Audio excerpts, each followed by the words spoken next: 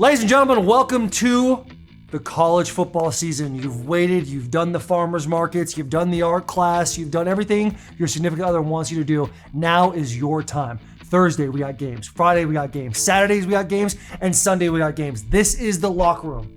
You have earned the opportunity to watch the show, to gamble on this show with myself, Will Compton, and the commissioner himself, Josh Pate. Do me a favor. We got a sub. We got a comment. We got a sub. We got a comment. Those things help us just keep this train rolling and get to higher heights. Also, dude, I've said it already. Enjoy this moment. This is the longest week of our entire lives. This weekend will probably be the fastest of your entire lives. Let's have a hell of a day. This is the Locker Room, episode 1 of the college football season. Let's go.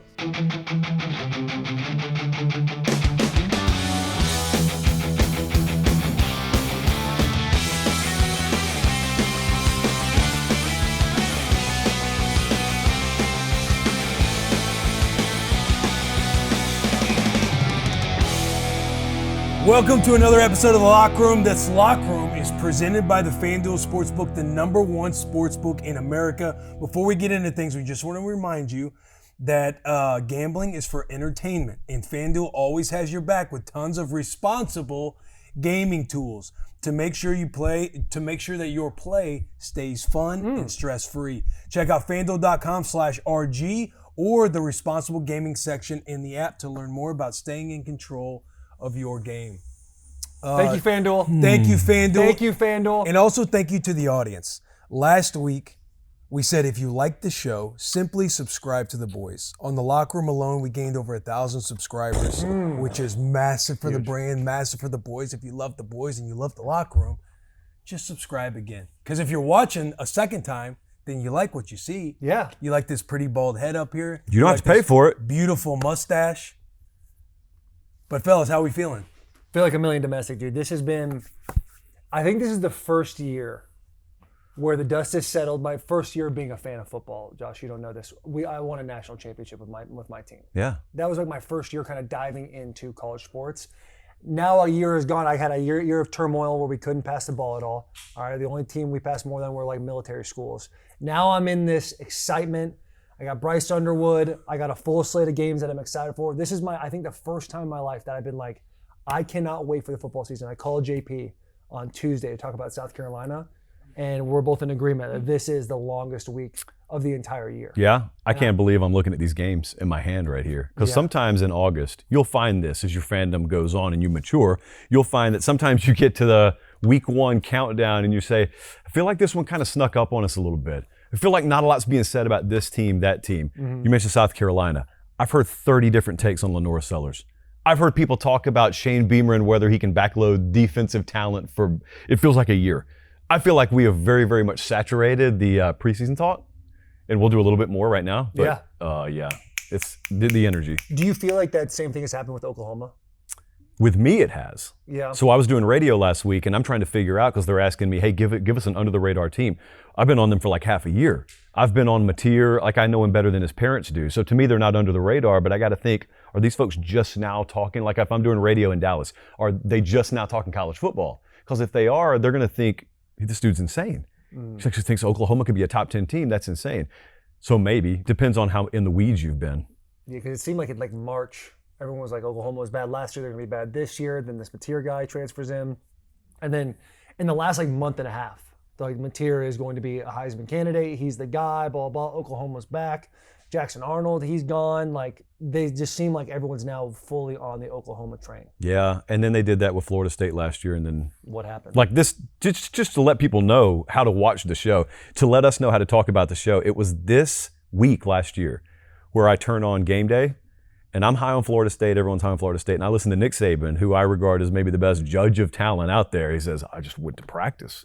I watched Florida State. That looks like the best personnel I see in the ACC. They're going to win the ACC." Dive bomb. Boom. Crater into the side of the mountain. No one knows anything. No one knows anything. That's the best part. No one knows anything. Because you were saying before, you think you see the board clearly today. I will say nobody sees anything, but nobody's seeing the field as clearly as Willie C is this weekend. Yeah? Ooh.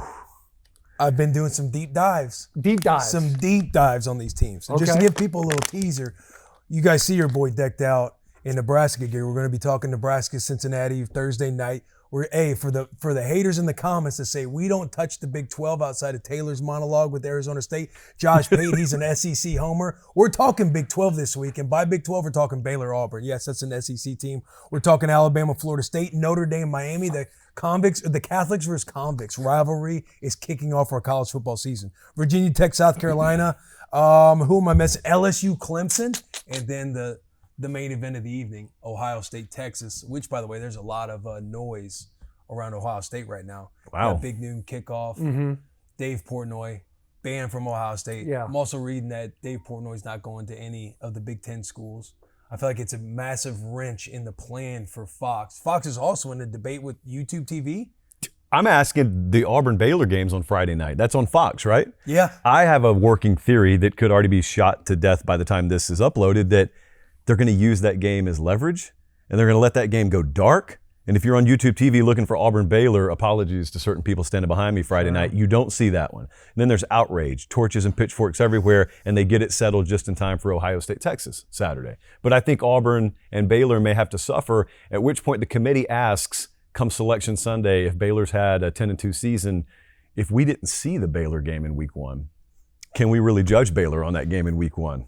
Who knows, man? YouTube TV could keep Baylor out of the playoff. How would you judge it? Future college football commissioner, how would you view that game if it wasn't on TV? Don't you have to have multiple viewing options? Don't you have to have a buddy? Don't you have to have a backup plan? You've had 6 months. Don't you have to have at least some kind of dude who knows the internet and the inner workings of it enough to get you a pirated stream? That's not something we advocate for on this channel. We advocate for responsible. Absolutely. Responsible gaming, responsible viewing, everything. Yeah. Gotta have it. Yeah. I'm worried about it, though. Should we dive in? Yes. Do we want to quickly dive into the Dave Portnoy saga and the Ryan Day, or we want to leave that alone? We can dive into it. We want, because I get a little nervous because you and I we're trying to go to Texas Ohio State this weekend. Yeah, the boys are trying to go. Listen, the main event of the evening. There's been one clearance. College game day, big noon kickoff, Fall Don't Lie tour. Yeah. The boys of Fall, are the Bussin boys going to be able to get in this game? We don't know. I know 50% has already been approved. Will Compton, we put in to go to big noon kickoff. You keep saying the main event of the evening. This is at noon. This game is at noon. We sent in myself, Will Compton, JP Hovey, Jack McPherson. We want to go to this game. You get approved immediately. The three of us are kind of sitting in the rafters. I think there's something that might happen where I don't know how much noise Ryan Day allows to creep into his office. You kind of alluded to it before the show started. Yeah. I'm worried if he does allow the noise to creep in a little bit, even though he is a friend of the show because he's been on. We had a good time. Friend of the show. He's a friend of the show. I have said nasty things, and I think there's a situation where Will, JP, and Jack are getting on a plane Saturday morning, early morning, and I'm back at home, hoping to God the YouTube TV Fox rights get dialed in so I can watch the game. Don't you think a little bit? Well, let me ask you this: do you think you'd be the same way if you were him? No. You don't think you'd be the same way? So, absolutely so I can't disagree with you. You know you better than me. I think a lot of the folks out there saying, man, Ryan Day's soft, Ohio State's soft. I think if I put them in a similar situation and they were to have just gone through, watching their neighbor to the north get investigated, and then they watched their main media partner hire a guy who is on record as calling him Crying Day 10 days out of the week, I would look at it and I could say, I can't do anything to take that guy off air. I'm a little unhappy my media partner hired him. The one thing in my control is at least I control access to our building.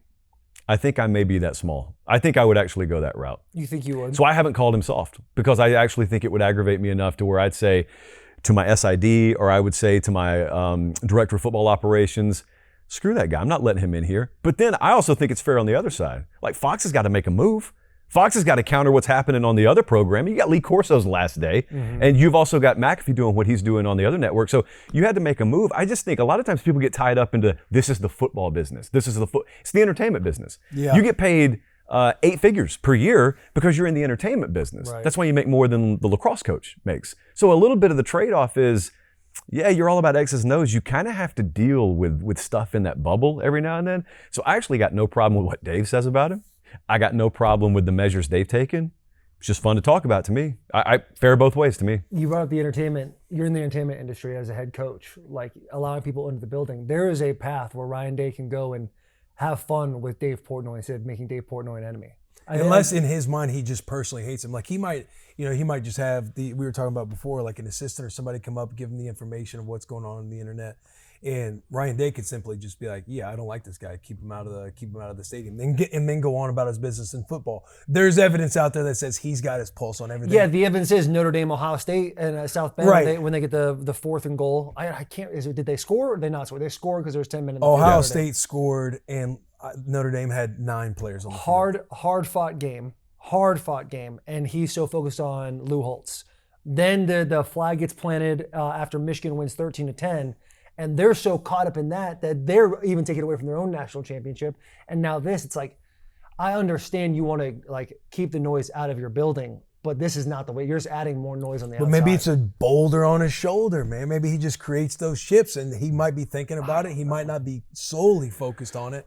But I could see the other way. Like for myself, once Dave gets suspended, it's like if I was the head coach of Ohio State, I could see myself just posting a selfie with just a shit-eating grin and be like, "Yeah, you guys know it was me. I don't give a fuck." Right, and that's funny. Yeah. Or like if Ryan Day did that right now, I would wipe my hands and be like, "That's a good move." Or publicly do something to where, "Hey, Dave, you can come in. The only way you can come in is if you take a picture with me midfield with the national title trophy." Yeah. Or all these people that come in the media, they have to wear some sort of Ohio State thing.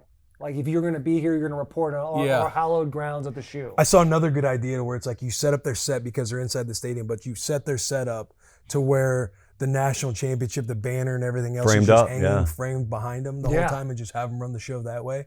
But I think there's fun ways to troll. Yeah, and if I'm Fox, I'm putting Dave just outside the building, like literally 1 foot away from the distance he's not allowed to walk into, and just having like a sideline reporter type of vibe. See, I think it's a lot more personal to Fox. To me, with them, it's a lot more personal to Fox because they're sitting there having to play all their big games at noon. Big noon kickoff, the name of the game actually. Yeah. And I think it's worn on them. Like they get a ton of money for it. Like the Big Ten's in a media rights deal with Fox. And so they're already rubbed the wrong way by that. Yeah, like so you don't get to complain. Now it's going beyond Ohio State to where it's saying that he can't go into the Big Ten stadiums. Which they tried to pass off as protocol, which absolutely was not protocol until about 48 hours ago. Yeah. It's on fire in that office right now. Because they got to appease. It's like they want to operate, have Dave, they're trying to compete with ESPN and stuff, but they got to appease their biggest media rights partner in the Big Ten. Big Ten saying, no, this is where we're standing on it. I'm just going to say, this is supposed to be all about Lee Corso this week. It's supposed to be about him making a last headgear pick. I have not heard anyone speak about it all week. It's been all about Fox. It's been all about Big Noon. It's been all about Portnoy. Been all about Ohio State. So it's more guerrilla warfare, but I think it's been successful. No publicity is bad publicity. And the thing that fixes everything, winning. Kickoff, in this case, fixes everything. What game do we want to start with? Huskers. That's the main event of the evening. Like do you want to do that now? Huskers? Yeah. Yeah, why not? Thursday. It's Thursday night. This game kicks off tomorrow. This is the first game of week 1. Where is the we have a little talking point. Is that it? Yeah. You want me to hit you? Well, it says Taylor, and then it says Will, and then it says Taylor. Like, okay. You want me to? Yeah, I don't know what the card is. Ryan's you can borrow my card and then hand it back to me. Okay.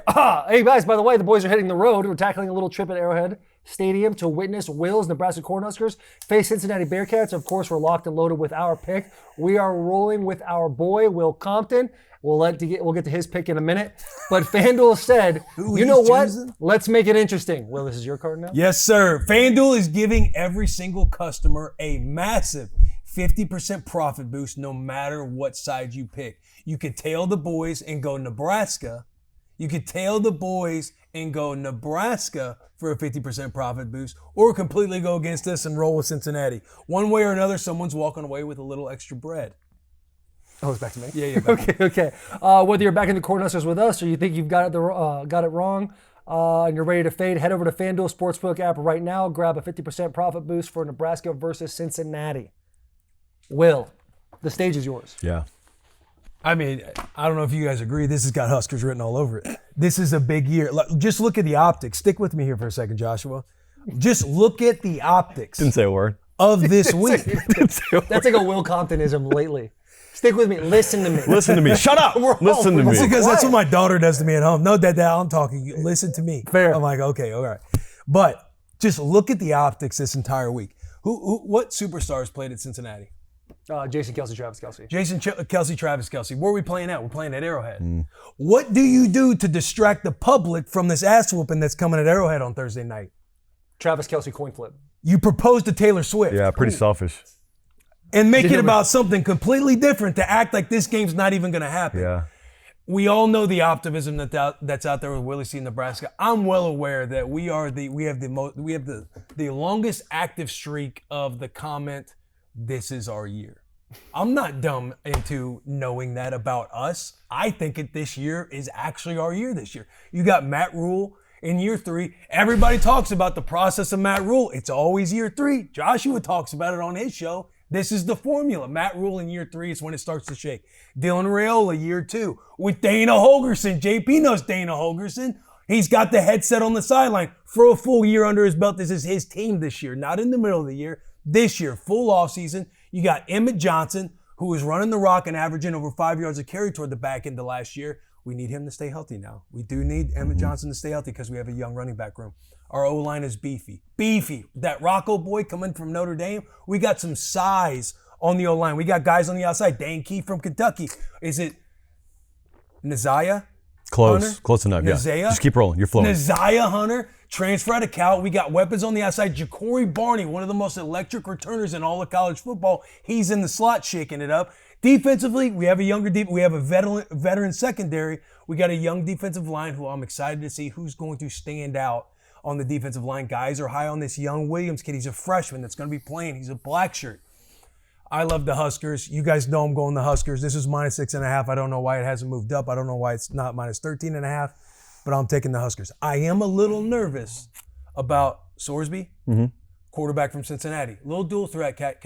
Any dual threat quarterback that can sling it a little bit, they can always cause a little trouble, but I love the Huskers this weekend. Huskers. Scott Satterfield. Huskers. Scott Satterfield's just sitting there. 3rd year, I think, at Cincinnati. Line looks so weird. I agree with you. Line looks so weird. I have polled the entire public, haven't found a single Cincinnati bettor, but they got to be out there at FanDuel somewhere. If we could see under the hood, FanDuel could probably tell us, yeah, a few people, a couple of one in Des Moines, one in Fresno, they bet Cincinnati. I am kind of worried that what we are getting sucked into, the Nebraska contingent of the greater Nashville area, is that we're taking our season predictions and we're kind of projecting it onto the game. Because this is a game, it's not a season. So they could win by 3 Saturday or Thursday or whenever it is. It is a night game though. And they could technically come through, but then Cincinnati gets the back door like vulture cover. And so we're out money, but they're still 1-0. I think veteran, dual threat quarterback, Tony White gone as DC. So like you're trying to plug and play there. A little bit younger D, but like you said, secondary should be good. I think you may end up needing to outscore them, at which point the most underrated part of this Nebraska roster comes through, and that's the wide receiver room. Because outside of you, no one's talking about Nebraska wide receivers. And I think the Nebraska wide receiver room, even if Cincy has an uncomfortable number, 24, 27 on the board, I think Nebraska can find 34. So I like Nebraska to win it and cover. I like all the things both of you guys said. Talk to him, Josh. One thing I disagree with is this is not a game. This is the season. This is every since Matt Rule came here. Since Matt Rule came here, it's been like, don't worry about year 1. Don't even look at year 2. Year 3 is the time it's going to happen. You're going to say must win? Quarterback that ends up flipping. This game. Must win. It's a must win. It's a must-win game for the Huskers. If we're going to set the tone, and I have to sit on a fucking bus every single year and hear the same comment of this is our year, this is our year. A couple years ago, it was the best 3-9 team of all time. Last year, you would have thought the big bad mower bowl was the national championship. Because we lost a lot of very close games on the back half of the season. What I'm saying when we were in position to really take a step. I'm Huskers. Yep. I think -6.5 is disrespectful. And it's me wondering, what do they know in Vegas that we don't know? What does FanDuel know that we don't know? What do we know that they don't know? If they must cover over 13.5 here. I think this is a statement game for Nebraska. This is Raiola's coming out party. This is when the Nebraska Cornhusker fans finally go to put their hat up at night and they finally have something to hang it on. It's like, we are fucking here. So after, you know what this show's got that Vegas doesn't have? What? You're looking at him. Yeah. This brain right here that's seeing the field as clear as day right I now. would love to have this, but this happens every single year. every single year. No, and I know no. the casual Bussin fan can come and pop on and be like, that's hilarious. That's all Will's. He really is bought in. I've seen it. I've been around it. I've lived it. You're my best friend. I see it every single day in the fall. Huskers get brought up. This is the reason why it's different this week. This is the reason why it's different this year. I agree with you this year. Every year has been different. I need Cincinnati. I need Nebraska to prove it. I need it. Every year's been different. I wasn't singing 10-2 college playoff last year, was I? I think you said 12-0 in March. I think you said 12-0 the March before that. Every year we look at it and you go, but you know it's not crazy to think we can't win the Big Ten this year. You know I'm feeling a little different this year. You know that. You know that if you know me as well as you say, you know there's just a different feeling. I understand because there's a real expectation out there. It's not like a hope. It's a real this is something you can grab, taste, and feel. You can put your senses on the Nebraska Huskers this year. I'm with it. If I could just insert Please, something. Josh. If I could just insert something here. The difference this year is that I believe it. Oh. That's the difference this year. Having said that, that's the Staters out there in the comments. Yeah, we believe in Nebraska. Will is a bunch of papers, right? A gust of wind comes and start flooding. You're the paperweight that's going to hold it down from you in this pick. But how about must win on a Thursday night? Just the must win label thrown on Satterfield rule. Do you want to go alt line? You know you can go alt line on this. You can lay 9.5. You can lay 10. I'll listen. I will responsibly and personally put in my bet, which I will be moving the line. But for the fans out there, we want to advocate for responsibility. Smart. It is Thursday of week 1. It is Thursday of week 1. I mean, Rule's got a podcast. He's got all these transfer portal guys. He's got everyone's saying year 3 Matt Rule, year 3. You feel it out of the 44 of the 2 deep, over half is underclassmen. The development and the process is coming into play. Guys are going to get their number called on Saturday. You look at that depth chart, there's a lot of oars that sit around because there's going to be rotations. Nebraska's got a little bit of depth right now. Here's what I want to see more than anything. The third quarter ends. Fourth quarter starts. Nebraska's offense is coming on the field. Raiolo's not on there. Yeah, that's how much you guys are up. Yeah. Comfortable. That's what I want. Would love to see that. That's when I would sit there wherever you and I are sitting because I know the NFL has weird rules, but their stadium will probably be sitting in a box somewhere. And I'll look at you. FanDuel's box. FanDuel's box. I put my hand on your knee and I go, you've done it. Like this is something we can look at, and on Monday we can be like, this is a real team. I'll be smiling at you, so you'll see it anyway. But the internal part of me, the compliment, the sentence I will love to hear is endorsement is, you guys look pretty good. Nothing better. That's what I want to walk away from. Because if you better. go a backdoor cover or it's a tight game, yeah, but I'm thinking the entire flight home. Yeah, but. Exactly. Yeah. And God forbid, if Nebraska doesn't cover. Don't talk like that. Don't talk like that. Yeah. Right, but this is a show that people are watching. There's probably 13 Cincinnati fans that are probably tuning into the show right now, wondering if they're going to sub or not sub. The majority, 95%, is probably like, when are they going to get to the next game? We know Will's going Huskers. yeah. I don't think there was. Were you ever not going to go Huskers in this game? There was a time where I was driving over this morning that I sought out the alternative point of view because I legit wanted to know. I called a couple of buddies like, you're betting Cincy, why? And they talked me through it, and I said, respectfully, you're wrong. So no, I was never coming off Nebraska. The same guy that picked Iowa State last week, huh? That's true. I'm just saying there's a large portion of the viewing contingent that may watch this Friday when the game's already happened. Imagine that world. Imagine how we look one way or the other to the Friday crowd. Yeah. That's the best thing. Looking like geniuses or looking like, for the most part, idiots? Because that's when the comments come in. When someone has the benefit of hindsight on their side. That's when the flood starts. And it's usually negative. It's easy, though. We'll be all right. It's easy to go from the nosebleeds. Yeah, we'll be all right. LSU at Clemson. Number 9 versus number 4. LSU's Clemson is favored by 3.5. The over-under on this game is 57.5. I feel like there's a couple different sides in this conversation. Yeah. There might be. At least 2. Yeah, there might be.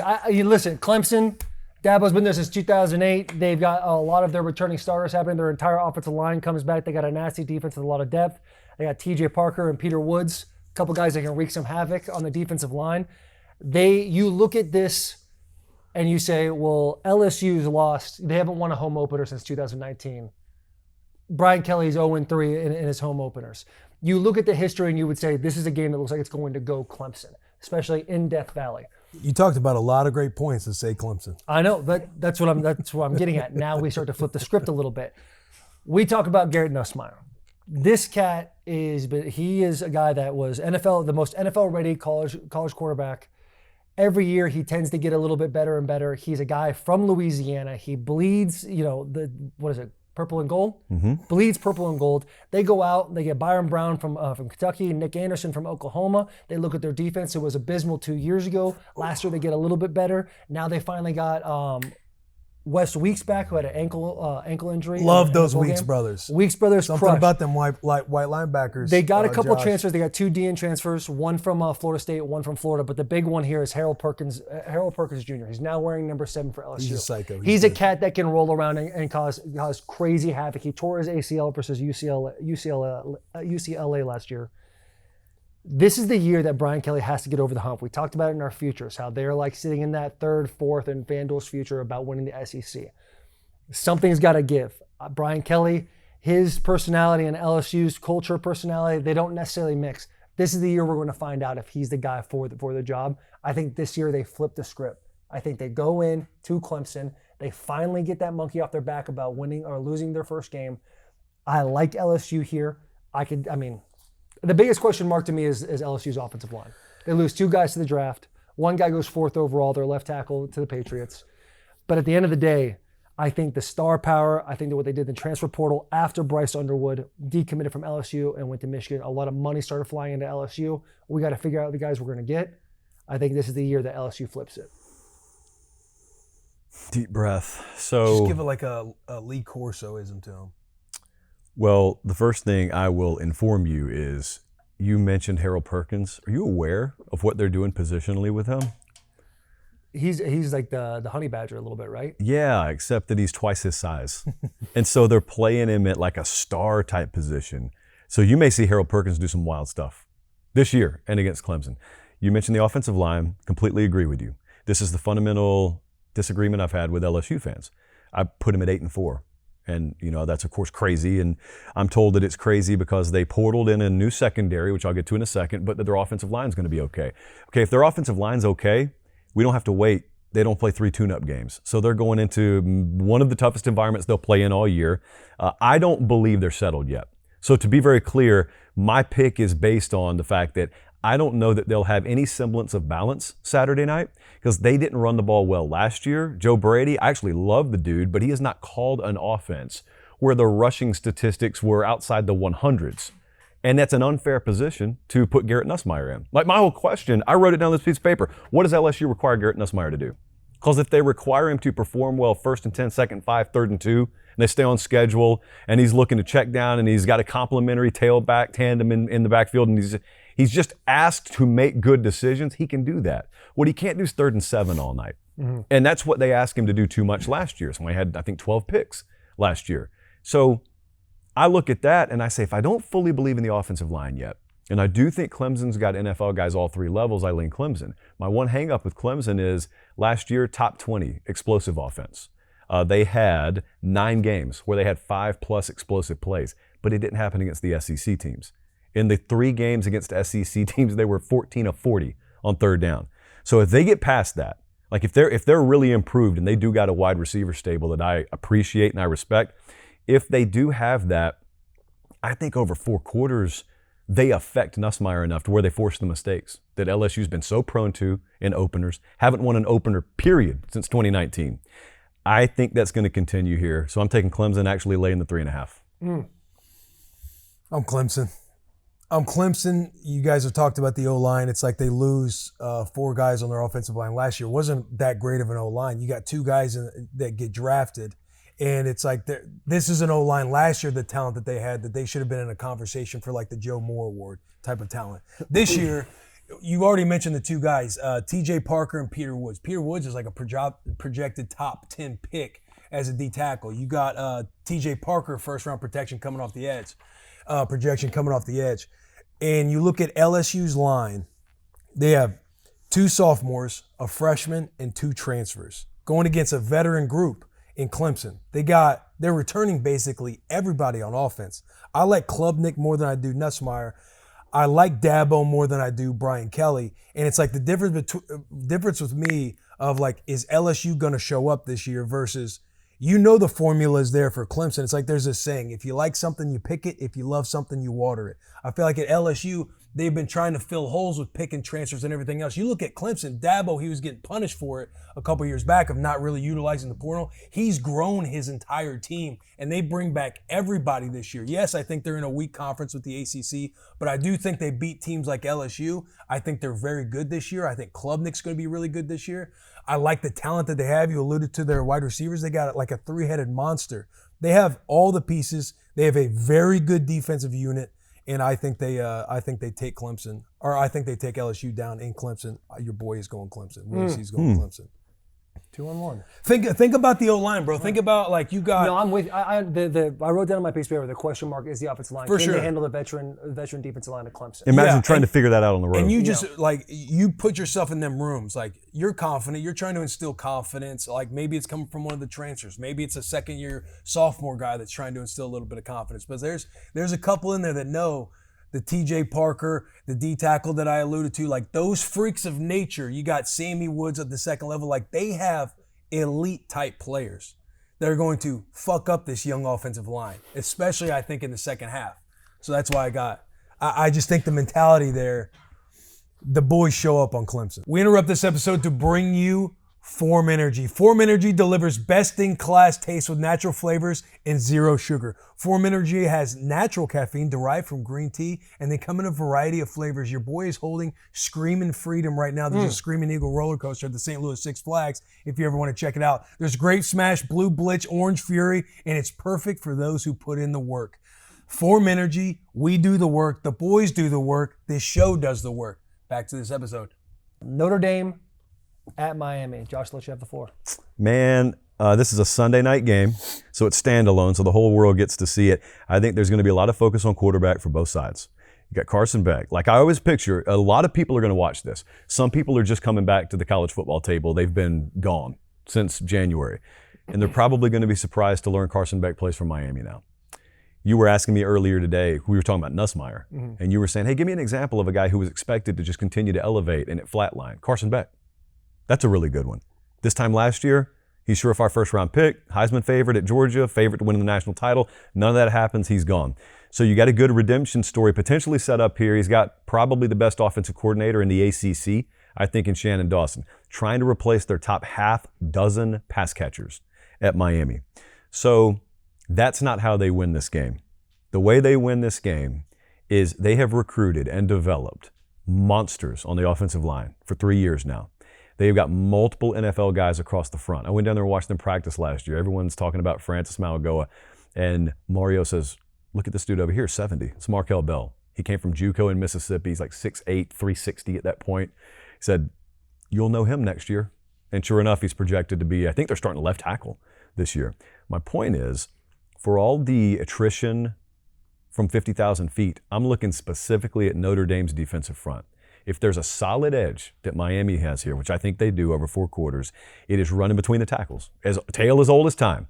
Mark Fletcher, Jordan Lyle, specifically Fletcher, are a couple of guys at tailback that if Miami wins, that's the name you circle. That's the one that ended up being ridden for 25, 26 carries, 208 yards, something like that. And you think, man, that's against Notre Dame? Yeah, I know it's eye-opening, but that's what's going to have to happen. Because at that point, if you do that, I can more than trust Carson Beck to make good decisions complementary to a ground game. He didn't have a ground game at Georgia last year. He didn't have guys catching the ball for him last year.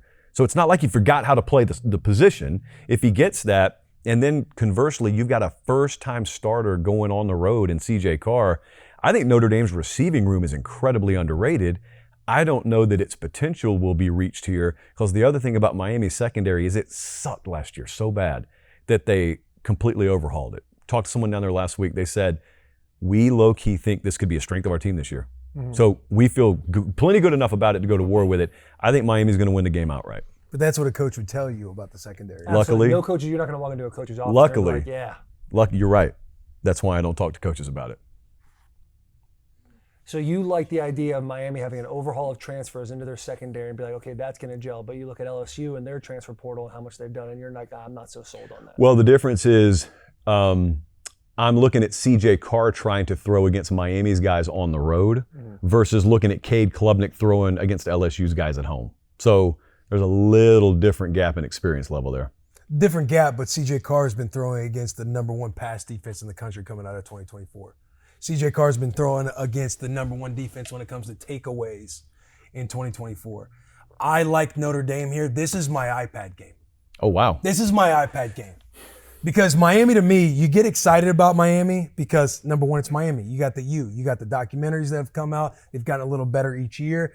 But again, they were the number 1 offense in the country last year. But a lot of that offense is now here in Nashville, Tennessee with Cam Ward. And we think all of a sudden Carson Beck is going to be the guy that gets them over the hump. I agree with you on the O-line. They returned 4 out of their 5 guys. They got this cat from Holmes Community College. Markel Bell. Markel Bell. He's 6'9", 340. Unit. Built like a submarine. But Miami's been the team. Miami's been the team where it's like, you know how you got the dog that barks at the gate, but the minute you step in the gate, they don't bite you? Oh, wow. I feel like that's what Miami has been because they have talent. I don't doubt that they're going to have talent at the skill position. It's Miami. They're always going to have talent. But I think when you compare both the offense of Miami compared to the offense of Notre Dame, what I also like about Notre Dame, what is something that they did really well and was top 10 in the country last year, running the football. They returned 4 guys that have starting experience on that O-line. The new face is at right guard, not on the edge, not at tackle. It's a right guard, and it's a freshman. Keep him in a phone booth. Yeah, it's a freshman named Gerby Leonard. This boy is 6'7", 335 at right guard.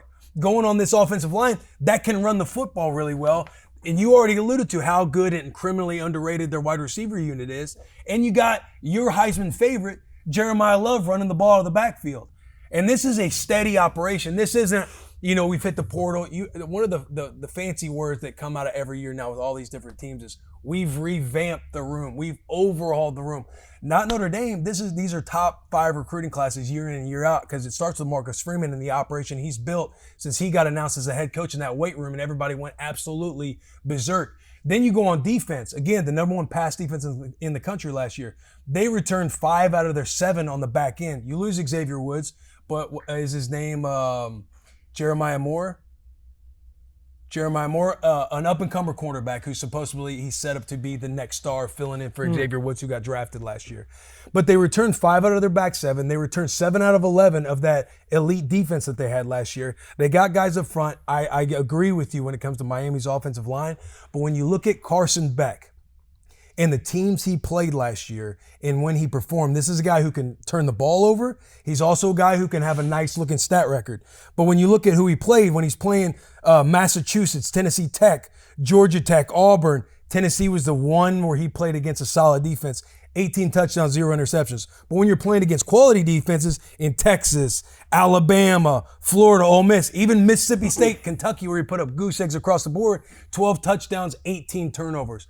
Carson Beck isn't even close to the player that Cam Ward is. And I think against an elite level pass defense that Notre Dame has, I like Notre Dame. I love Notre Dame. This is my iPad game. This is the game I see as clear as day. I'm talking baptism under the water, give them a rosary on the way home type of baptism. I love Notre Dame in this pick. There's not a whole lot you can say more than that. I got some stuff I want to say. That's pretty incredible. I think all the things he said about Carson Beck, he loses the spring because he has a UCL, the Tommy Johns, whatever that is. Their defense was a slow start and extremely inconsistent all last year. That's Miami for you. To think that they're going to be that much better is a little wild. I think when you look at Mike Denbrock, what does he want to do? He obviously knows he's going to have a strong run game for all the reasons you said. My Heisman pick, Jeremiah Love. But you go and get a couple of wide receivers, and then you have C.J. Carr sitting there who's going against the best pass defense in all of college football. He's the grandson of Lloyd Carr, legendary Michigan football coach. It's in his blood. It's in his blood. He's done it day in and day out for his entire life.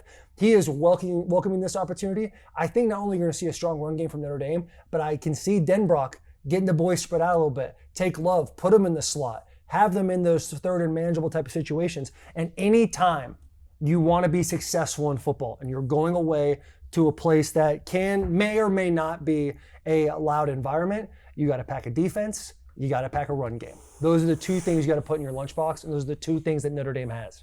Defense and run game. And by the way, it was Leonard Moore for the Notre Dame Irish. I know they're tapping in. That's big. That's a big save by you. Moore. I like C.J. Carr. I like C.J. Carr to outdo Carson Beck in this game. I think he's going to have a nice little deal. That's a headline. It's a headline. That's but it's a also headline. like, well, look what's happened. All the stats you said about Georgia. He leaves Georgia for what reason? Sounds like because he got a little too in love. He didn't keep the main thing, and cash. Like you got money and you got girls. Two things that'll take out your foundation from under your feet. All right. He sits on a podium. He's got a chain on him with a turtleneck. He's in Miami. Like he fits the mold of Miami a little bit more. He doesn't have the team to back him up. CJ Carr's got better pieces around him. I think he's got a stronger coaching staff around him. He's not only gonna hand the ball off real well to Love, but he's gonna get guys outside. He's gonna have a couple of nice plays to make you go, hey, this kid, who's this kid? And they're gonna watch the locker room and go, oh shit, I didn't know he was the grandson of Lloyd Carr. Oh, this kid, he's got it in his bones. He's got to right take now. care of the football. I trust that his arm is probably better. It wouldn't be hard to beat Riley Leonard in throwing the ball around, but he's got to take care of the football and operate the same way. Like Riley did a very good job at that. I do want to challenge one thing on the defensive, the overhaul of mainly the secondary. They got 6 portal guys that came in that are playing defense. On the back end, they're back 5. They're 5 in the secondary. 4 out of the 5 are transfers.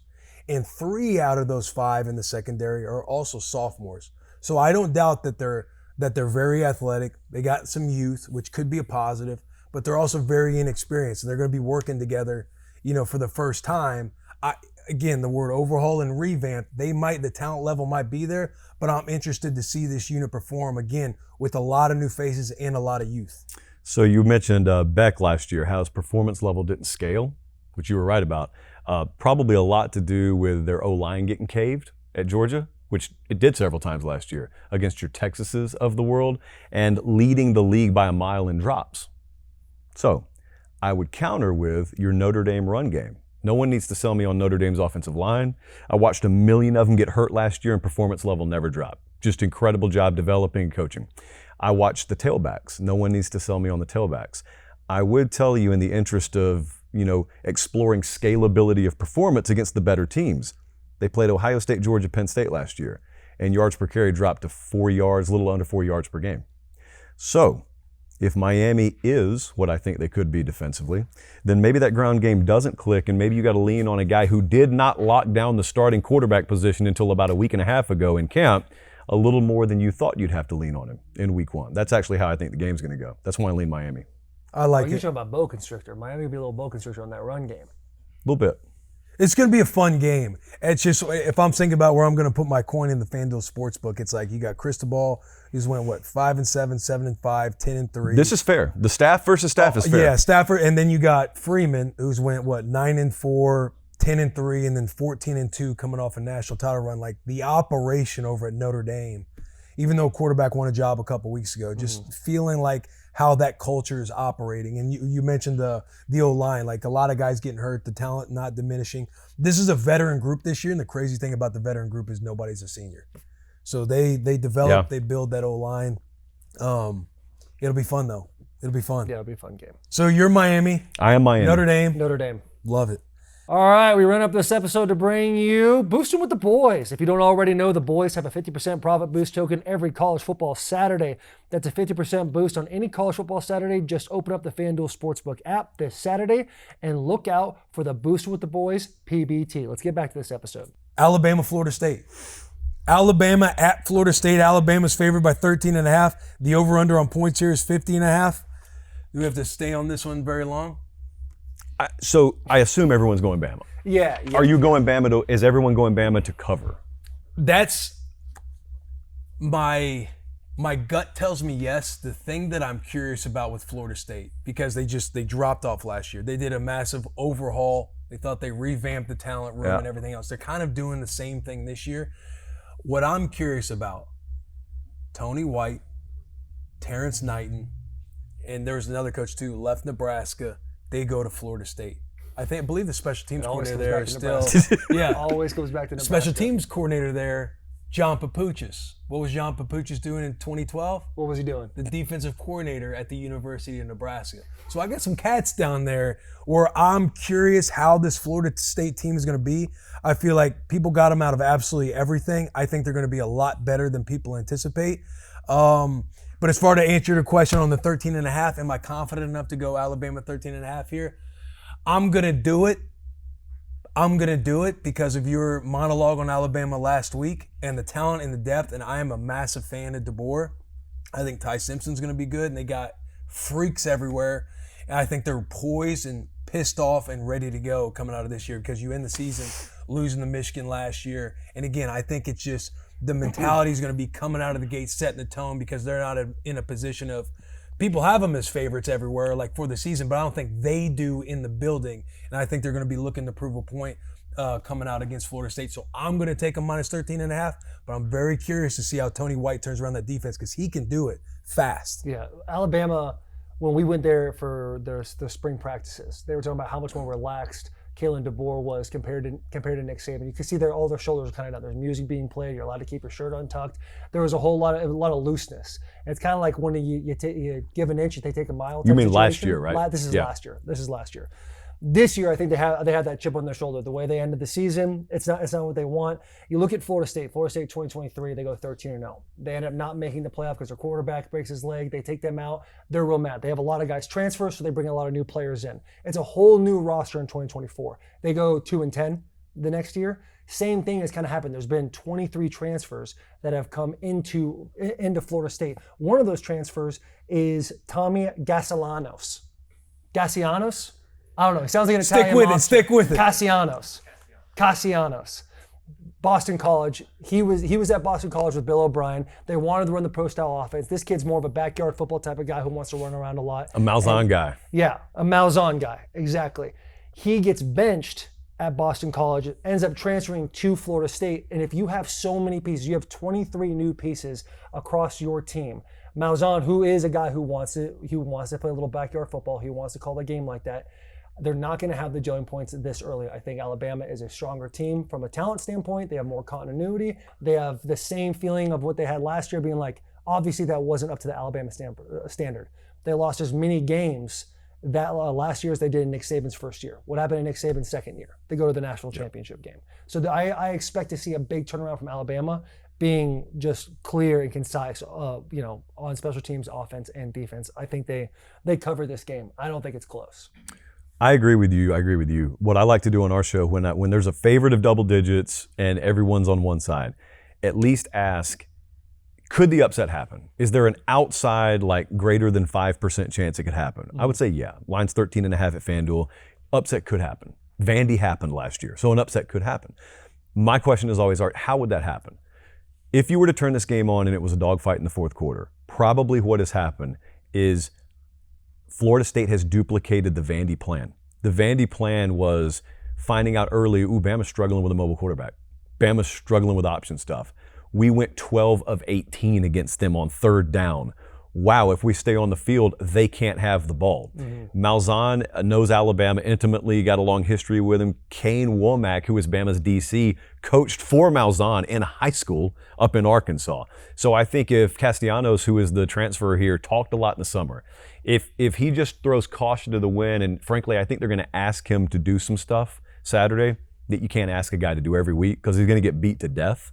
But in a one-game scenario, like you talked all spring and summer, everywhere there was a microphone, he talked. If I'm Malzahn, I look at him and I say, did you mean it? And he's going to say, yeah.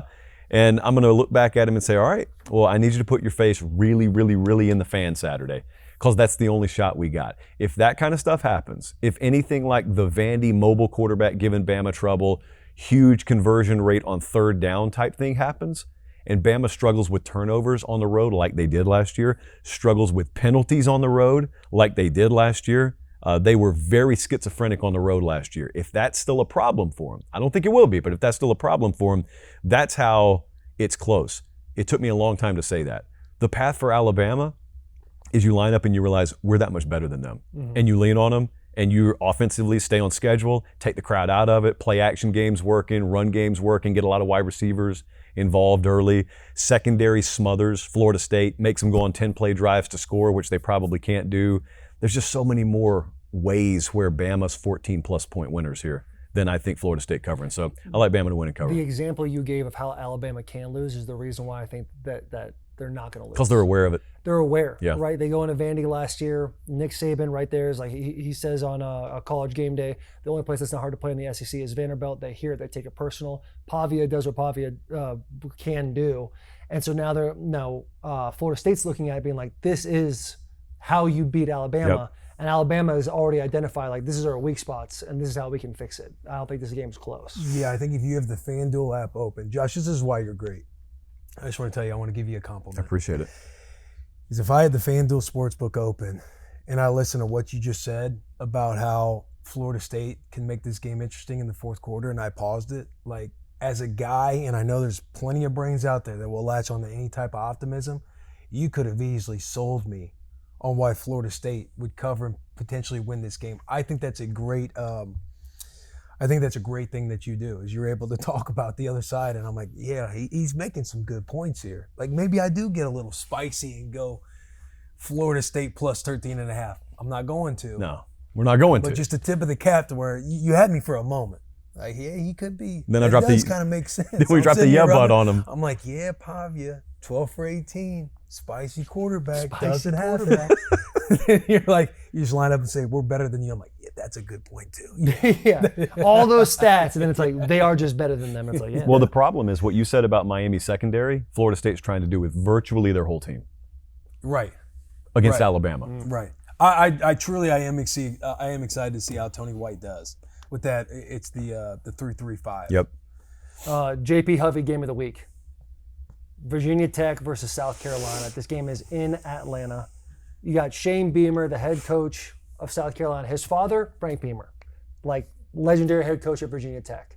They're probably sitting there having a couple conversations. I'm sure his dad's, hey, I'm rooting for his son, I want it. But there's a piece of him where it's like, hey, this is a win-win for me in a lot of ways. This is a win-win. Virginia Tech, Brent Pry, they haven't finished in the top 25 since, the early 90s? Since I was in diapers? Like, they haven't. You said, hang on. Brent Pry. They had a run in the 2000s. No. Brent Pry, his stint, every year he's been the head coach, they have not finished in the top 25. That has not happened since I was in diapers. I'm glad I got an opportunity to land that plane a little bit. But you look at South Carolina, every year, JP and I talked about it on the phone, they start slow. They have the tools, they have the pieces. They got this kid, Rasul Faison, who up until 3 days ago, they didn't know if he was going to be eligible. They had the same situation of Diego Pavia. Does the junior count? Does the community college thing count? Does it not count? He's at Utah State. He runs for 1,300 yards. Nick Harbor, who was all world everything on college football 25 because he was a 99 speed, had a lot of uncharacteristic drops, couldn't run the whole entire route tree. He decides, I'm not going to do track and field during the spring anymore. I'm going to hang up my track cleats, put my football cleats back on, and start refining my game a little bit. Lenora Sellers, a lot of people are high on it, including yourself. I believe, is that your Heisman guy? That is right there along with Mateer. Is my 1-2 Heisman. Right. Yeah, I forgot. I blacked out when you said Mateer because I was so upset about that. I think this is a game that every year South Carolina fans get upset about because they don't find a way to step on their throat. And this is the perfect game for them to sit in a neutral site location. The head coach of South Carolina, his dad was the coach of the other team, and he's a legend. He's probably got a statue out there in Virginia Tech. This is the game that South Carolina finally says, we're here, we're going to put these pieces together. Every year, South Carolina has players. Like, every time I got to sit around JP during the football season, it's like, oh, this guy plays South Carolina, that plays, and you're like, it's pretty incredible how much talent they have there. Guys that got in the NFL. Without the success from a team standpoint. Shane Beamer is a guy, man. He's a guy. I think he takes the next step. I think they put their throat on Virginia Tech in this game. Put their throat on them. I was looking at my And model. just to put out there too with FanDuel, South Carolina is favored by 7.5. 7.5. I think it's a total sucker number. That's what I think it is. I looked at my own numbers last night. My own numbers do not agree with what I'm about to say. Like, the model I use that we built that's been so profitable for us over the years screams Virginia Tech plus the points. I just think it's wrong. I think screamed it. The model spits out South Carolina -5, which differential 2.5 points, crossing a key number at 7 is a really, really big. Yeah, it's a really big. Because I consume your show, Josh. Like, it might be like one off. Never that many. 2.5 point swing. Yeah. So that's okay because the model's been wrong. It had Oklahoma number 12 last year. Like, how did that work out? I'm sitting here like, just out there in turmoil, like, holy right? shit, dude. I think I did. So every year, week 1 especially, there's a number out there where it's 7.5. This is also Cincinnati. Only 6.5. Why is Nebraska only favored by 6.5? You either trust your preparation and you trust your knowledge of the teams, or you don't. You can't let the board override what you've invested 6 months of your life into learning. What I've learned with South Carolina, and specifically with this matchup, is Virginia Tech got gutted by the portal, first thing. Okay, Kyron Drones, big-bodied quarterback, he can run. I think their tailback room is probably underrated. And I think they look at South Carolina's front, and they look at Dylan Stewart like, man, Dylan Stewart's a stud. Could be a net liability in run defense. That's what separates him and maybe a Colin Simmons. Colin Simmons is a plus run defender at Texas, whereas Dylan Stewart, maybe that's a little bit of a liability. Here's the problem. That's where my optimism ends. With matchup-wise, what could lean Virginia Tech. I know everyone thinks Lenore Sellers is really good. Most people think he's great. I truly don't know how many people have popped on tape of him last year, or not tape, just go watch games, go watch YouTube clips to remember how insanely good he is. Like he took over the Clemson game. And against this defense, especially if there's wide receiver talent, which JP's vouching for, above just that of Nick Harbor, Nick with a Y, above just that of Nick Harbor, if they've got that, if they've got Faison eligible now, there are so many things to me that scream South Carolina that I told you before we hit record. I'm not looking at it saying, ooh, they got to cover 7.5. I'm looking at it saying, I can't believe I get South Carolina only laying single digits, because I think they're going to win by double digits. So I'm taking South Carolina to win and cover. That had to feel good, JP. And what you said is going to happen. What you said, the foot on the throat, they don't do it. The Old Dominion game is still fresh in everyone's mind. You just sneak by teams. The Bama game, you let it get away. Referees stole the LSU game from you last year. None of that happens if you don't leave the game in doubt. I don't think South Carolina is going to leave the game in doubt. So I'll take them to win and cover. Yeah, I agree with all that. I agree with you, boys. The one thing I have a disagreement with is it's feeling like a win-win for Shane Beamer, because you watch the Any Given Saturday documentary of the SEC and you sit there and watch Shane and his body language and the words that he's saying about, like, he wants to carve his own way outside of his dad's name. Because Shane, he's a Virginia Tech graduate, a Hokie Letterman, the son of Frank Beamer, as we all know. This game hasn't happened in 33 years. Frank Beamer coached him in 1991 when they lost to South Carolina 28-21. It was Frank Beamer's 5th year as a head coach. This is now Shane's 5th year as a head coach. And to me, when you look at South Carolina, this is a team, we got to remember, this is a team nobody wanted to see at the end of the year last year. My question is, because again, they got a lot of new faces. My question is, what's the team going to be beyond Lenore Sellers and Dylan Stewart? Because outside of them, you have two of the best players in the country, but who's going to step up in those other roles? South Carolina is a team that you're not talking about when you hear the word revamped and overall and everything else. I think South Carolina, Coach Beamer has a good track record of developing transfers when they get on campus. Kyle Kennard is a great example. Is it Demetrius Davis? Demetrius Knight, linebacker last year. Those guys are two puzzle pieces that developed as transfers. Kyle Kennard was 15.5 tackles for loss, 11.5 sacks, 3 forced fumbles, and that's because Dylan Stewart is a freak and he's going to get all the attention.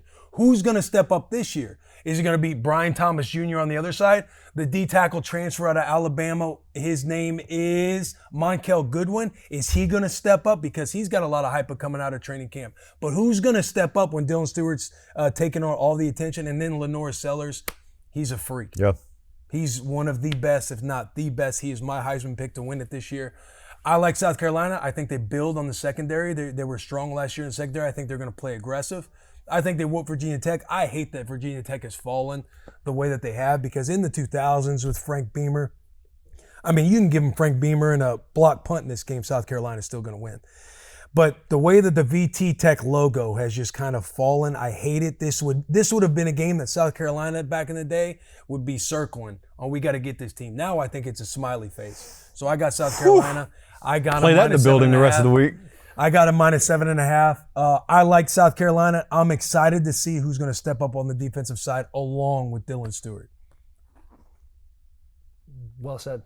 So we're all South Carolina. We're all South Carolina. So everybody out there, time to fade the boys. People are going to say fade. The curse. People are going to say fade. People are going to look at that and say that's a square bet. You're laying 7.5. They got you across the key number. You're going with the big SEC brand. And I just think you're overthinking the room if you look at it that way. Yeah, I agree. It's so fundamental. South Carolina is that much better. Talk about Virginia Tech, all the transfers, 7 starters transferred out. They switched, they fired and hired 2 new coordinators.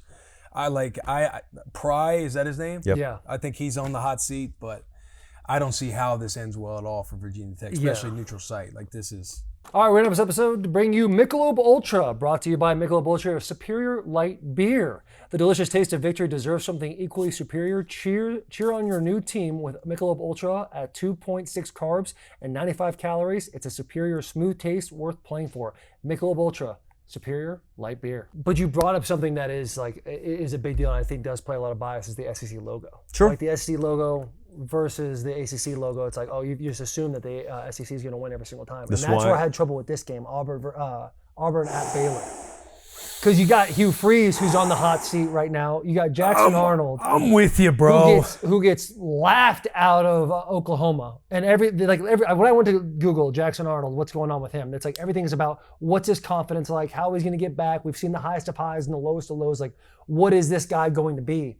And then you got a head coach who probably has a piece of anxiety himself, where he's got to go see his therapist. He's got to sit down there, cross his legs, and say, "I'm having a tough time too," because everyone's saying, "Get me the hell out of Auburn."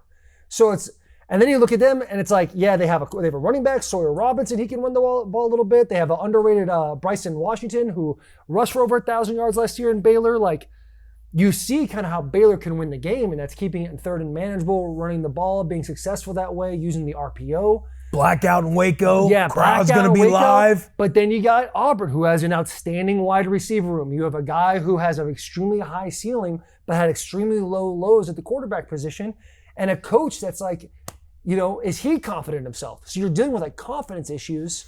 I think, me personally, and I love to get more of like a dialed in opinion of what you think, but like when I look at Auburn, I think the game is, what do your top 15 plays look like? Because you have an extremely good wide receiver room. You've got a good defense, or you have starters coming back in all areas, defense line, linebacker, and your secondary. Your wide receiver room is really impressive. Can you get Jackson Arnold to start develop a little in-game confidence very, very early? Yep. And that's with high percentage throws. That's your bubbles. That's your checkdowns. And then you got Coleman on the outside. Maybe that 4th, 5th, or 6th play, you go and throw a vert and just see if you can get him a back shoulder, just to feel out that confidence. Because if Jackson can get confident, I can see Auburn running away with this thing. But I can also see Baylor controlling the clock, playing good defense, and really They return a lot of production from last year. A lot of guys. I like Sawyer Robertson. Sawyer Robinson's kind of nasty. And I love the head coach. Remind me his name? Dave Aranda. I love Dave Aranda. Him going on the press conference last year talking about the scene from Wolf of Wall Street. You know what I'm talking about? Beautiful moment. In American history, not Baylor history. Yeah, in American history. Just comparing recruiting to throwing midgets on the wall. Didn't even go little people. Didn't even go little people. Yeah, He kept saying it. Did you say midget? I didn't see the clip, so kind of fires me up though. Kind of juices Make me them up a feel little like bit. they belong. And They I don't got- want you thinking you're laughing at him. He's like, that's kind of, that's recruiting. I got Sherm pacing in the back. He's got a cut off Baylor. What was it? We pay our players. Oh, yeah. And he's got the backwards Macho ad. Man. He's got and it's just like, I want to go Baylor for Sherm, but I just feel like it's Auburn. I feel like it's Auburn. I'll let you go because I know you got a solid little breakdown of Auburn and how this game could play out. When I looked at it in the spring, you know how you know what the games are going to be week 1, and you haven't broken the game down, but you just think, I'm probably going to go Baylor in that one. That's what I thought in the spring. That's what I thought in the summer. I got not glowing returns out of Auburn spring ball about Jackson Arnold. It didn't sound great the early portions of fall camp. Very, very hit and miss, which, by the way, I expect it to be early. I've looked at this as get in there, crawl over broken glass if you have to, get the win, get out, regroup, and get ready for conference play down the road. I don't think there's a choice where they pull away. Like, I think it's Auburn win somehow, some way, best case scenario, it's a dogfight for them. The more I looked at it, the more I said, which 2 units have takeover potential? If there is takeover in this game, and it ended up being Auburn's O-line, which is the most underrated part of their team, and wide receiver, gives them an opportunity. Now, I got such low confidence in that because I have low confidence in Jackson Arnold. That's a turnover-prone player. Freeze's system is turnover-prone throughout his career. Even when he was good at Ole Miss, they turned the ball over at a rate that was higher than any other successful team. They turned it over chronically last year. So there's low confidence in this. The way, if I try and close the eyes and envision the game going, is, all right, neither side's having a ton of success. or either both sides are having a ton of success, but neither is pulling away. Auburn has such a good receiver room that when all else fails, you can throw it up to guys. And I really think when you watch Auburn, if they win, which I think they will, I'm going to go Auburn to win the game very narrowly. I think it's going to be a whole lot more just throw it up and let freaks make plays. Yeah. And you watch it and you say, dude, there's no design behind this. That's just better athletes winning. That's actually why I think they're going to win. They're going to take better athletes into Waco. It won't so much be they're going to scheme them to death. They're going to out-athlete them just enough to get out of there with a win. You're still going to have questions about Auburn. You're still going to find yourself saying they're not going to be able to win in the SEC like that. And then Auburn's going to say, that's okay because maybe we'll be better than this by the time we get to conference play. We got the win. Now, if the opposite were to happen, it's a nightmare for Hugh Freeze. I'm just telling you. Is there a chance he doesn't have a job? There's a chance that begins the terminal trajectory towards him not having a job. That is a place I know very well, and that is a place that needs this game very badly. God. Are you going to be the one that puts Sherm on your back? I want to, badly. I want to sit there and look at Pate and be like, not so fast, my friend, and talk about the Baylor Bears in a way of returning all that production, returning a team that is very excited to open their season on a Friday night. We're talking Friday night lights. Blackout in Waco, Texas. Could be a blackout on YouTube TV. Could be a blackout on YouTube everywhere. TV. A lot of excitement because Baylor's a contender for the Big 12. I'm with you. I agree on the talent. Killed the fly. You got him? Yeah, I got him. No, you didn't. There he is. Yeah, that's his twin. Liar. Oh, I'm looking He for a was lying body. to us on the bus. I got no body over here. Never mind. I saw him playing around. I kind of wanted to hit a. But just something tells me. I know the Pate State model can't predict turnovers, but something just tells me you're going to try and establish the run and protect Mr. Jackson Arnold. But all you need is one turnover early. Yep. For that place to get rocky. Yep. For them to feel just a little bit of confidence. I know we can't predict turnovers, but the whole close your eyes thing, I can see it happening. And it juices up a sideline, it rallies the troops, and it puts just that little bit of pressure. It's like Jackson Arnold, yeah, he's got a high ceiling. You talk about all the mental, where is he at mentally? But what happens to that team when they get hit in the mouth? What happens when, not even hit in the mouth, but one bad thing happens? You turn the ball over, Baylor goes down to score.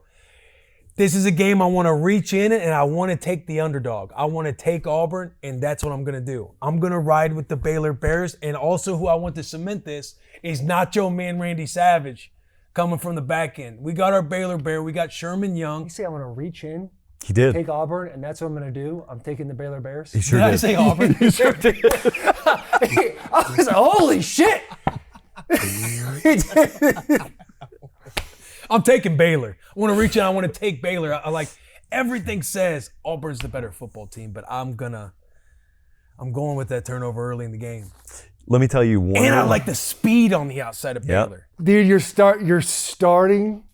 Are you sold? He's starting to sell me like Are you leaning? that's. Do we need the last bit of tip right here? Just like, have you read about there's new slot receiver Fondell?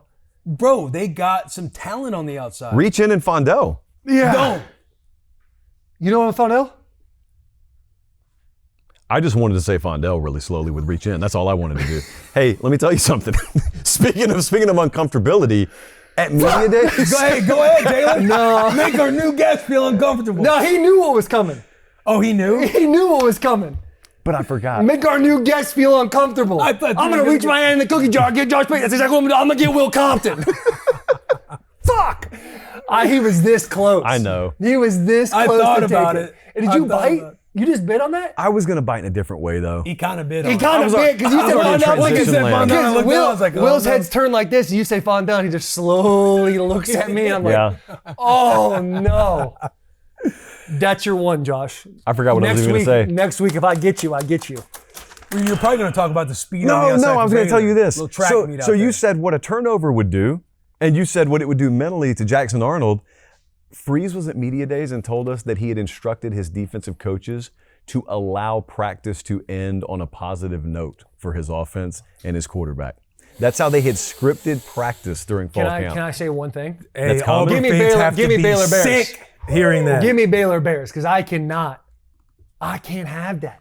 When I'm looking at Jackson Arnold, I'm seeing all the articles. Where's his confidence at? How is he? Mentally, blah, blah, blah. A lot of people are saying you got to worry about this kid if he gets his confidence back. It's real. The fact that the head coach is saying It's real. we have to finish practice on a positive note for this kid's mentals. I'm all about people taking care of themselves mentally. This game doesn't care about your feelings. Right. It does not care about your feelings. I know damn well everybody in Waco, Texas doesn't give a fuck about Jackson Arnold's feelings. Give me the Baylor Bears. I'm flipping. Come on, Sherm, how you feeling? The Nacho Man, Randy Savage. Let me get that mic, brother. Oh my God. Pate Staters, welcome to the show. Talk to me. Speaking of Pate Staters, I'm here with the commissioner of college football, Josh Pate. He's picking the Auburn Tigers this Friday night when they go up against those Baylor Bears down in Waco, Texas. Auburn Tigers. Cup of coffee. Not gonna let it slip through my fingers. You know why? Because the Baylor Bears are the cream that will rise to the top. If we're talking about Jackson Arnold and making them comfortable, Dave Aranda's got blitzes more exotic than the Amazon River, Josh Pate. He's going to be getting in that kid's face all night. But let's not talking about what's going on the field. Let's talk about what's going on in the crowd. We got a blackout on the Brazos. We got the chrome domes dripping gold all night. And if you freeze wants a boat race, by God, we're built on the Brazos, and a boat race it will be. 57.5 is the over-under. Correct me behind the computer if I'm wrong. Smash the over. Baylor ain't going underneath 35 points all night. And I'll tell you one last thing. I love that you're talking about my coach, Dave Aranda, because the cream Taylor rises to the top. Dave Aranda's put 6 or 7 head coaches into a coffin, into a casket. Lincoln Riley came to Waco when he was coaching the Sooners, and he beat that ass so bad he ran off to the Pac-12. Steve Sarkisian came in, lost to Dave Aranda. Mike Gundy in the Big 12 championship. Dave Aranda's got a body count. And you know who's on that body count? Tell us. 2016. Head coach of Ole Miss, Hugh Freeze. Who's the defensive coordinator at LSU? That kept them to 21 points. This guy knows what he's doing. He knows what's coming in there, and the Baylor Bears are going to be walking out with the W because the cream rises to the top. Thank you, Nacho Man. Thank you. Does that change your mind at all? Yeah, well, it changes my mind. I'm definitely going to drink this cream. You know, the game they beat Lincoln when he was at OU was so great. Sherm, you remember this? You stormed the field twice. They stormed the field twice. I was on the field. I know they stormed the field twice. It does not change my mind. But I'm in love with I'm in love with For sure. everything that just happened. Yeah. I thought Sherm was going to have a heart attack halfway through. Honestly. He's like fucking, The cream will rise to the top. Good slate of games. Great slate of games. Great slate of games. Great slate of games. Do we get to it? The game of the week? The True Classic Game of the Week. Every Saturday it's got games, but only one fits just right. This is True Classics Game of the Week. The True Classic Game of the Week is presented by, you guessed it, True Classic. Wow. They sent us a boatload of the new Pima shirts. They fit amazingly. If you look at Josh Pate right here and you look at the genetics that this man has, if he doesn't have a True Classic shirt on, he looks like our boy Jared Beeman. He puts on a True Classic shirt, he looks like Josh Pate. Stacked, look good, feel good, play good. You can find True Classic at Amazon and Costco, Sam's Club, Target nationwide, or online at trueclassic.com/bussin. Look good, feel good, play good. Let's get to the big game of the week. Texas at Ohio State. The Heisman favorite Arch Manning takes on the defending national champions Ohio State. Ohio State is favored at home, -2.5. The over-under on this game is 47.5. Gentlemen? Can I go on record saying I want Ohio State to win this game? You, Portnoy, everybody does. I want Ohio State Wow. to win this game. I do. I just look at the turnover at the OC and DC. I like Brian Hartline actually a lot. He not only is he a great recruiter, but friend of the show. Friend of the show. Friend of the show. Best swag in America on game Best day. swag in America. Guy looks absolutely fantastic. I think he'll do a great job. And plus, he has aliens all over Ohio State's offense. Matt Patricia. I don't want to be disrespectful. I'm not like completely sold on him. Like I know he was big time at the Patriots, but then he kind of jumped all over the place, and I didn't really like see a whole big jump from him. I look at Texas. The question mark there is their offensive line. They're putting a bunch of new guys in there, but they have an elite secondary. They have a kid that's been all world everything, a Manning that can run. Who would have thought that concoction even existed? He's a Heisman front-running candidate. I think Texas is like a vampire going to sleep, man. And Ohio State put them to bed. It's not a casket. It's body bag. No, what do vampires sleep in? Not a casket. Coffin. Coffin these nuts, dude. All right, listen. I think Texas loses to Ohio State after a team that had a complete, incredible. Cough in. Coffin these. He didn't break stride. He never I was trying so hard, dude. Nebraska 6.5. Nebraska 6.5. Ohio State lost their entire defense except for one.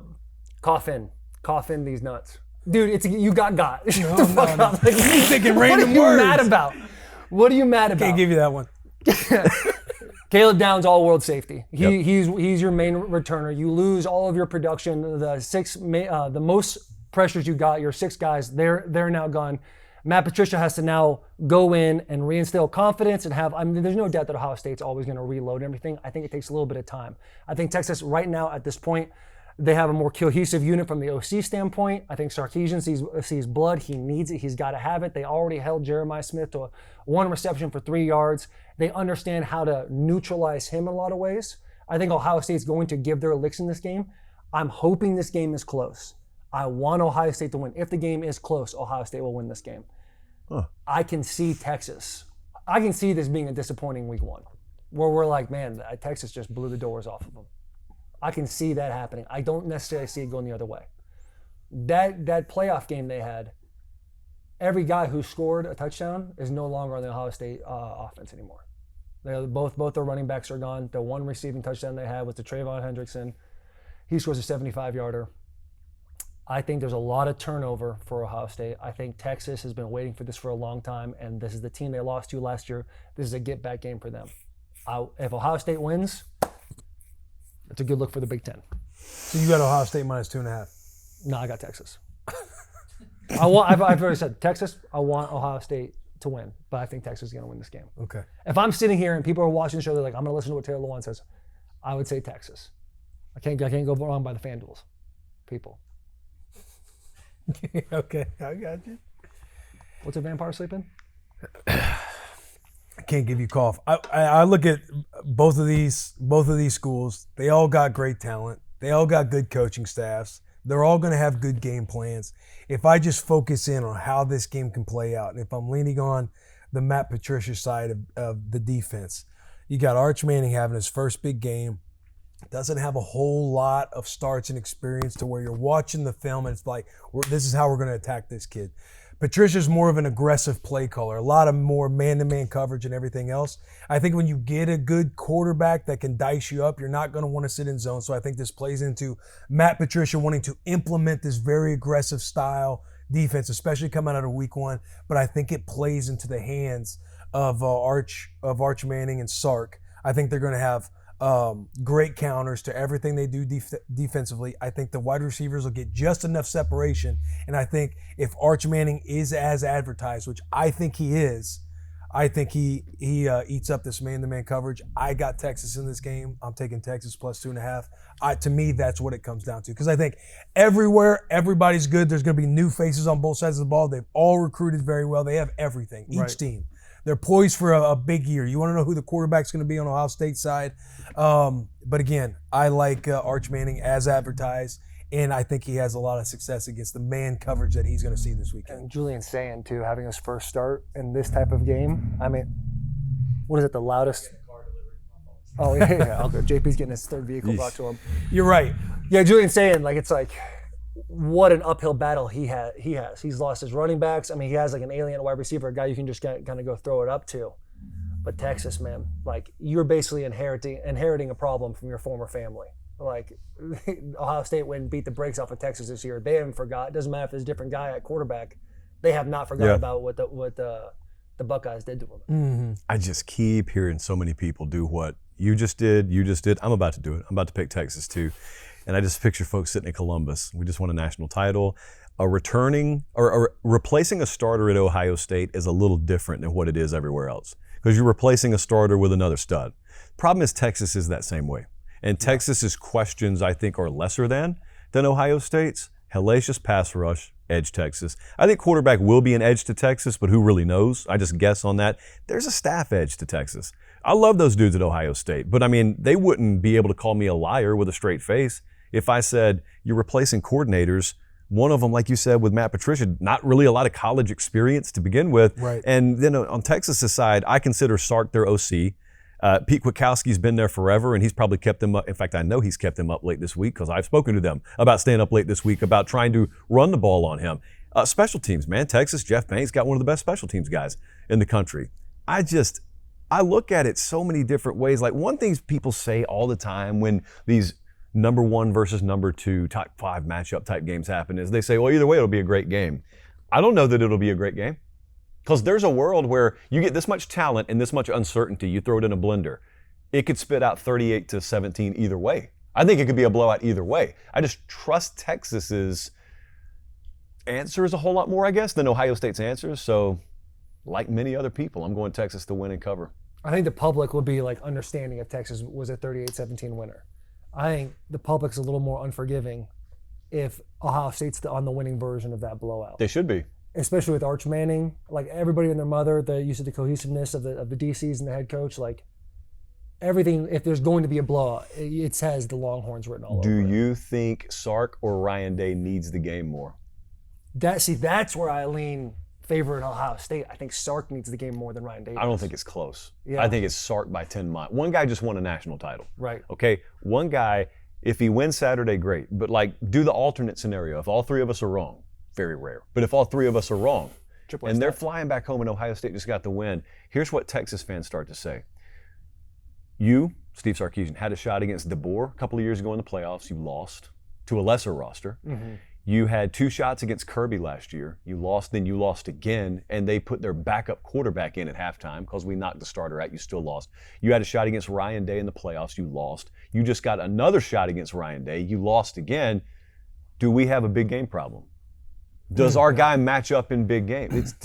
We don't play 162 games in football. We play 12 of them. Yeah. So over the span of one Saturday, the narrative, which is an overused word, but in this case it fits, the narrative around a guy can start to shift pretty radically. So you can say it's one game. People can say it's one game all they want to.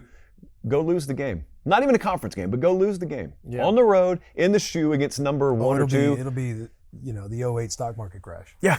Back in Texas. Yeah. I think it turns more into a Ryan Day situation before this past year. Which is worse because I think Texas fans are crazier. But people would look at his roster. People look at Franklin's roster. They've never said Franklin's got a roster that compares to Ohio State. Mm-hmm. They got to squeeze every drop of water out of the rag to win a game. They would look at Texas and say, you've got an embarrassment of riches. You've out-recruited everyone. You guys can portal like no one else. You've got infinite resources. If you can't get it done with all the resources at your disposal, it would, in a way, be viewed worse than James Franklin. Yeah. And a lot of Ferraris in that parking lot. Ton of them. A lot of them. Figuratively and literally. Yeah. There it is, Texas across the board. Yeah. I hope we seem right. I feel really good about the weekend. We do have our Dog of the Week. Dogs of the Week. Dogs of the week. What we're doing on Dog of the Week is we're picking an underdog with the points, so that way we can talk about a different game or a different team that's out there right now. Because the thing with college football is once you get outside of the big games where the spreads are a little more marginal, outside of that, it's all double-digit spreads. I think money line is hard to be like, it's hard to sit there confidently and look at the viewer and go, hey, guys, listen, I'm going to take this underdog that's plus 15.5. Yep. This is why you should take them, and then you lose your good hard-earned money. Right. Talking spreads, trying to give you the best opportunity. You want to go first? I like Syracuse plus 13.5. I don't. on Tennessee. Not to win. I think Tennessee wins the game. But I like Syracuse plus 13.5. I really like Fran Brown. He was the DB coach at Georgia. Syracuse hires him to be the head man in the first year at Syracuse. Look, nobody knows that Syracuse plays football up in the Northeast. He goes 10-4. Tell it to Troy Nunes. Do what? Troy Nunes, legendary Syracuse quarterback coach. Okay, fair. But Syracuse, historically, they just went 10-4 with Fran Brown's first year as the head man. And this is a guy that loves the smoke. Deion talks about, hey, let's do, we should be open up and be able to practice against other teams. Fran Brown's on the internet being like, hey, we'll be that team. NCAA shuts it down. But this dude, he has the swagger. Right now, currently, they have a top 25 recruiting class. He's talking athletes into, hey, Syracuse is the best place for you to play football. He's talking transfers at Notre Dame, Alabama, LSU, being like, hey, this is a better spot to play because he knows how to develop and get the most out of his talent. I like Fran Brown a lot. Again, Syracuse hasn't had a double-digit win season since 2002, and he does it in his very first year. Will Howard was a big part of that, but again, this is a guy who can recruit and get people in there, and he knows how to develop guys. Kyle McCord. Kyle McCord, my fault. They're both, they're all the same. Yeah, they're all white quarterbacks. Ohio State. Ohio State. Yeah. But I like Fran Brown. I like Syracuse. I like the 13.5 against a Tennessee team who they're going to be very good defensively, but I don't know who they're going to be offensively without Nico. And they got a lot of new faces across the board. Mm-hmm. O-line, receivers, they're replacing the running back. So that's why I like Syracuse with the points plus 13.5. I love it. You like that? Oh, I've been on it all week. Love it. Steve Angeli, by the way. New quarterback for Syracuse. Transfer from Notre Dame. Good player. Competitive character of that team. Trusted a lot. Tennessee's not pulling away in that. So Syracuse is going to cover that game. Oh, wow. Yeah, no, I like it a lot. You like it a lot.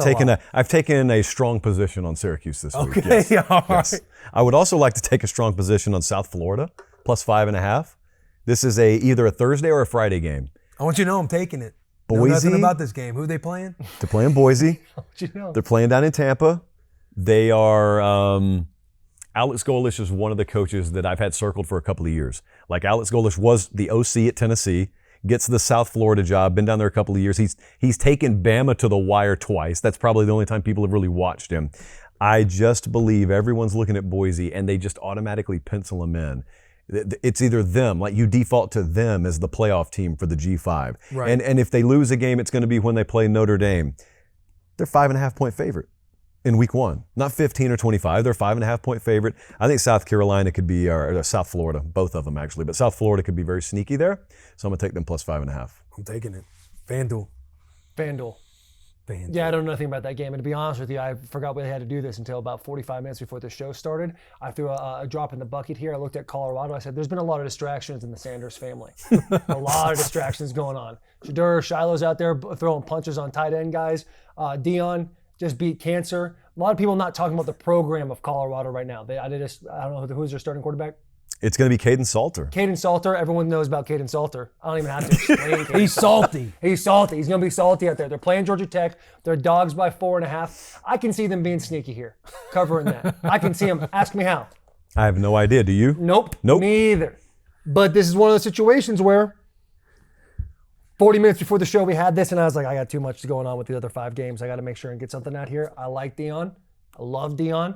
I like primetime. I think it's actually going to help not having his kids on the team either, from a distraction standpoint. That's an interesting theory. We can kind of get right to ball, focus on ball, not worry so much about nepotism. No disrespect. Not be so worried about nepotism. So let me get Colorado.